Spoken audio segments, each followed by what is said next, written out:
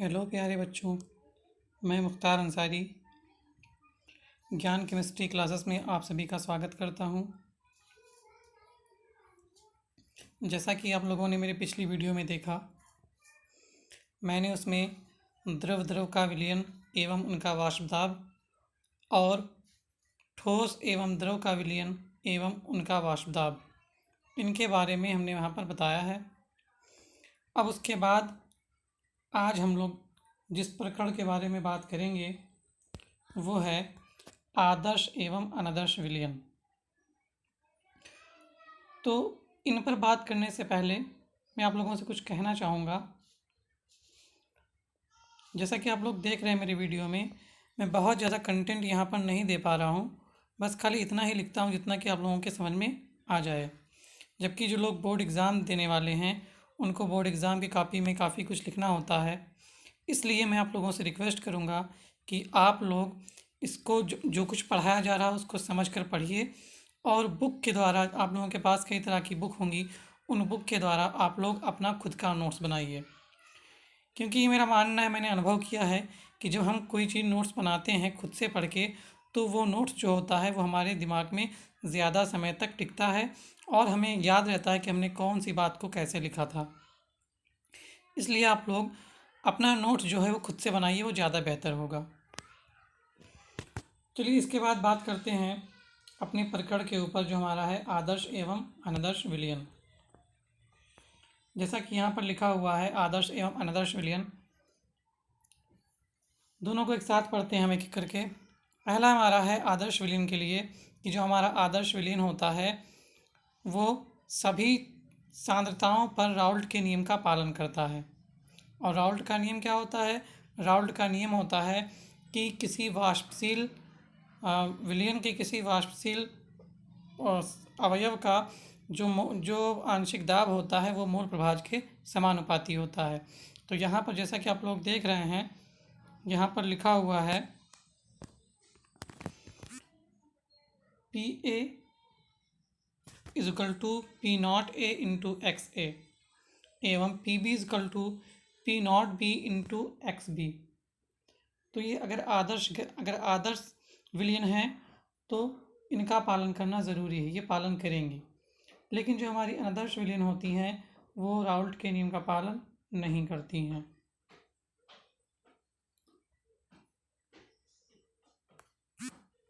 दूसरा जो हमारा पॉइंट है वो है कि आदर्श विलयन के लिए जो डेल्टा एच मिश्रण होता है, एंथैल्पी परिवर्तन जो होता है विलयन का, वो कितना होता है? ज़ीरो होता है।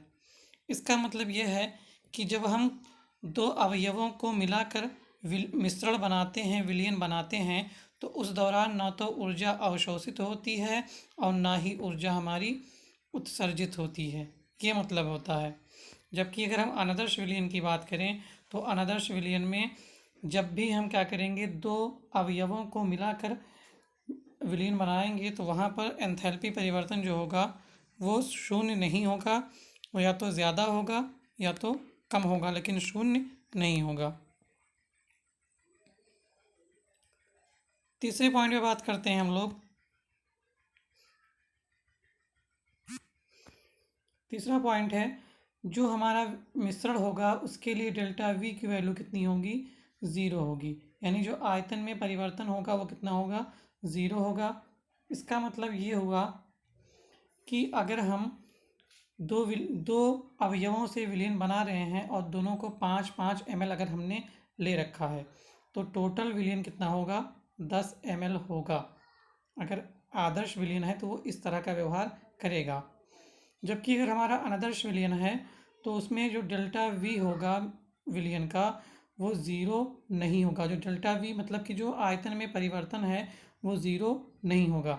अगर वहाँ पर मान लो हम 5-5 ml मिलाते हैं दोनों को तो वो 10 ml नहीं होगा, विलयन हमारा 10 ml नहीं होगा, या तो 10 ml से कम होगा या तो 10 ml से ज़्यादा होगा। अगली बात हम लोग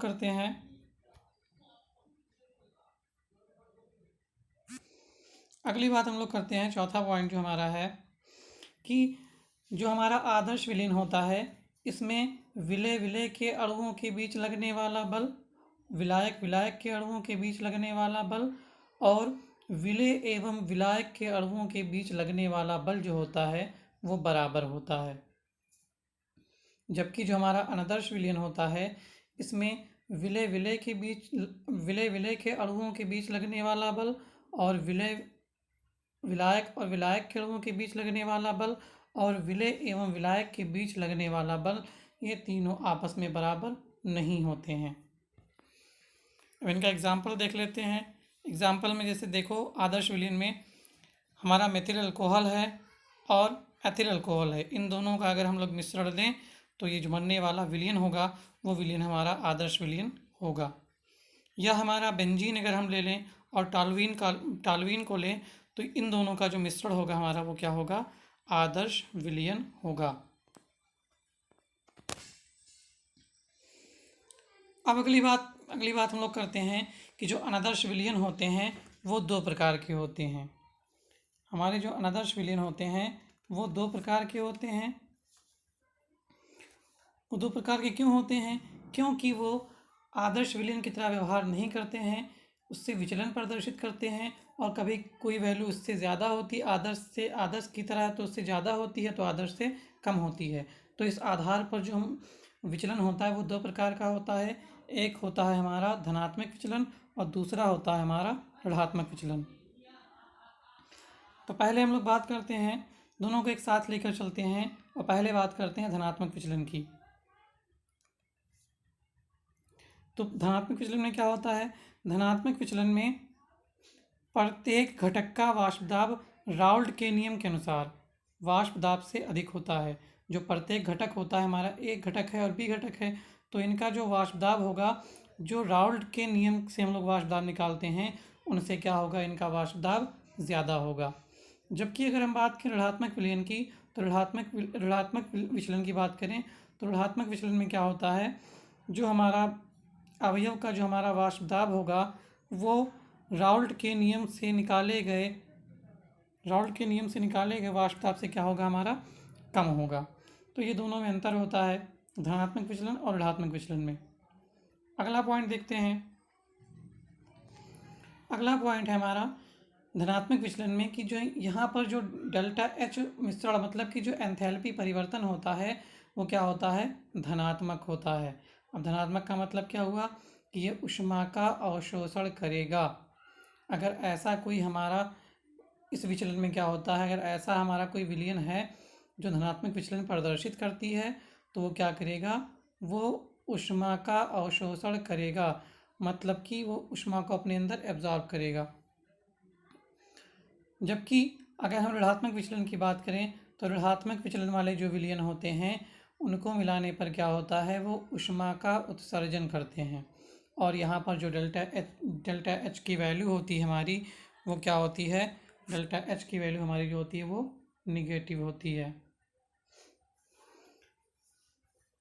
अगले पॉइंट पे आते हैं।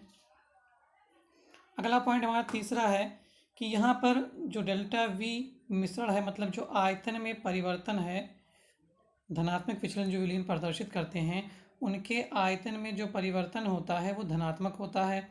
इसका मतलब ये है कि जितना हमारा घटक के आयतन जो हमारे थे उन घटक के आयतनों को अगर हम जोड़ेंगे तो जो टोटल विलयन हमारा होगा उन घटक आयतनों के विलयन से ज़्यादा होगा। फिर से एक बार सुन लीजिए कि जो घटक के आयतन से विलयन का आयतन ज़्यादा होगा। जैसे कि वहाँ हम अगर जोड़ रहे थे कि 5 ml अगर हम कोई विलयन ले रहे थे तो आदर्श विलयन अगर होता तो कितना आता, वो 10 ml आता। अब चूंकि हम अनादर्श विलयन की बात कर रहे हैं तो अनादर्श विलयन में अगर धनात्मक विचलन प्रदर्शित कर रहा है तो हमारा जहाँ 5 + 5 10 ml आना चाहिए वो 10 की जगह पर 10 से ज़्यादा आएगा, उससे कम नहीं आएगा। जबकि हम लोग ऋणात्मक विचलन के बारे में बात करते हैं तो ऋणात्मक विचलन में क्या होता है, ऋणात्मक विचलन में जो विलयन का आयतन होता है घटकों के योग से कम होता है। यहाँ पर क्या था, धनात्मक विचलन में क्या था, धनात्मक विचलन में था कि जो हमारे घटक विलयनों का आयतन होता है, आयतन का जो योग होता है, टोटल विलयन का आयतन जो होता है वो घटकों के योग से ज़्यादा होता है। लेकिन यहाँ ऋणात्मक विचलन में क्या होता है, ऋणात्मक विचलन में जो विलयन का आयतन होगा वो घटकों के योग से कम होगा। जैसे कि मान लो हम 15 ml और 15 ml क्या मिला रहे थे, दो विलयन को हम लोग 15-15 ml मिला रहे थे, HCl और H2O को हम लोग 15-15 ml मिला रहे थे। तो आना चाहिए कितना, आना चाहिए हमारा 30 ml, लेकिन 30 ml नहीं आएगा। वो क्या होगा, वो 30 ml से कम ही रहेगा। अब ये होगा क्या, तो यहाँ पर एंथैल्पी परिवर्तन जो हो रहा है निगेटिव हो रहा है, मतलब ऊष्मा के रूप में क्या होगा, बाहर निकल जाएगा। अगली बात हम लोग करते हैं,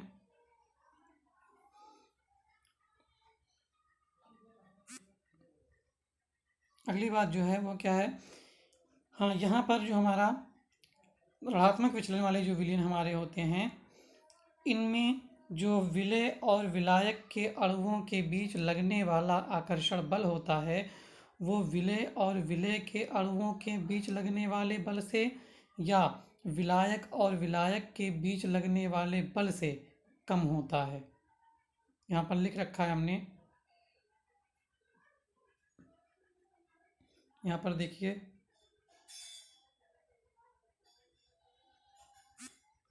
यहाँ पर हमने लिख रखा है ये,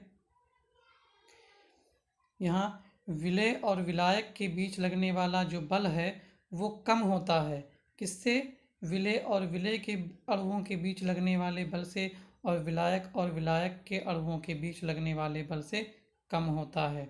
जबकि जो हमारे ऋणात्मक विचलन प्रदर्शित करने वाले विलयन होते हैं उनमें जो विलय और विलायक के अणुओं के बीच लगने वाला बल होता है वो विलय और विलय के अणुओं के बीच लगने वाले बल से और विलायक के अणुओं के बीच लगने वाले बल से ज़्यादा होता है।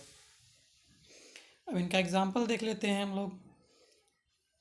एक हमारा एथिल अल्कोहल और दूसरा है हमारा H2O। इन दोनों का जो विलयन होगा वो हमारा धनात्मक विचलन प्रदर्शित करेगा, और ईथर और एसीटोन का विलयन भी जो होगा वो हमारा धनात्मक विचलन प्रदर्शित करेगा। जबकि हमारा जो जल होता है और एसिड का विलयन जो होगा वो हमारा ऋणात्मक विचलन प्रदर्शित करेगा, और जो हमारा अल्कोहल होता है मेथिल अल्कोहल और एसिटिक एसिड, ये जो दो हमारे हैं वो हमारे ऋणात्मक विचलन प्रदर्शित करेंगे। बात समझ में आप लोगों की आ गई होगी। चलिए हम देख लेते हैं, इनका ग्राफ देख लेते हैं।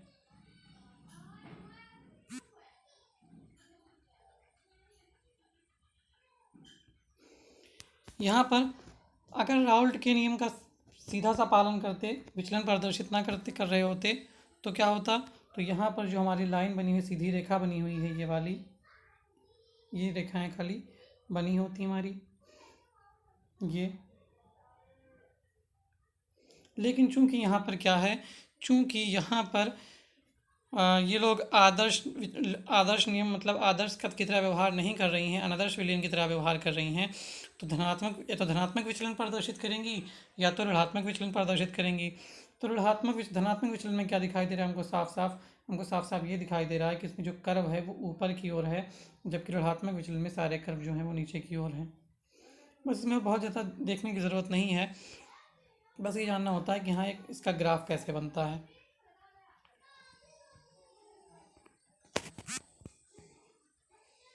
अब आगे हम लोग जिसकी बात करते हैं वो है स्थिर क्वथनांकी विलयन। अब ये स्थिर क्वथनांकी विलयन क्या होता है, इसको ध्यान से सुन लीजिए, एक बार समझ लीजिए, आसान है, समझ में आ जाएगा। ऐसा मिश्रण जिसका द्रव एवं वाष्प अवस्थाओं में संघटन समान होता है, मतलब संगठन उसका बदलने ना पाए, जो संगठन उसका द्रव अवस्था में था वही संगठन उसका वाष्प अवस्था में है, और जो एक निश्चित ताप पर उबलते हैं। ऐसा विलयन हो जिनका संगठन द्रव और वाष्प अवस्था में एक समान हो और एक निश्चित ताप पर उबलने वाले हों, तो ऐसे विलयन को हम लोग क्या कहते हैं, स्थिर क्वाथी विलयन कहते हैं। और इन विलयनों के हम लोग अवयवों को प्रभाजी आसवन द्वारा भी अलग नहीं कर सकते हैं। बात समझ में आई। अब जो स्थिर क्वाथी विलयन होते हैं वो दो प्रकार के होते हैं, एक होता है निम्न स्थिर क्वाथी विलयन, एक होता है उच्चतम स्थिर क्वाथी विलयन या निम्नतम स्थिर क्वाथी विलयन और उच्चतम स्थिर क्वाथी विलयन। अब ये क्या होता है, तो निम्न वाले के नाम से ही स्पष्ट है। ये क्या होता है, ये दो द्रवों का ऐसा मिश्रण होता है जिसका क्वथनांक दोनों शुद्ध घटकों के क्वथनांक से कम होता है। हमने हम लोगों ने दो द्रवों को लिया और दोनों को मिला दिया, ठीक है। अब जो इन दोनों द्रवों का शुद्ध रूप में अपना अपना क्वथनांक था, उस क्वथनांक से जो हमारा टोटल विलयन बना हुआ है, इस विलयन का क्वथनांक क्या होगा, कम होगा। अगर ऐसा विलयन है तो उस विलयन को क्या कहेंगे, निम्न स्थिर क्वथनांकी विलयन या मिश्रण कहेंगे। जैसे यहाँ पर देखो, हमारा जो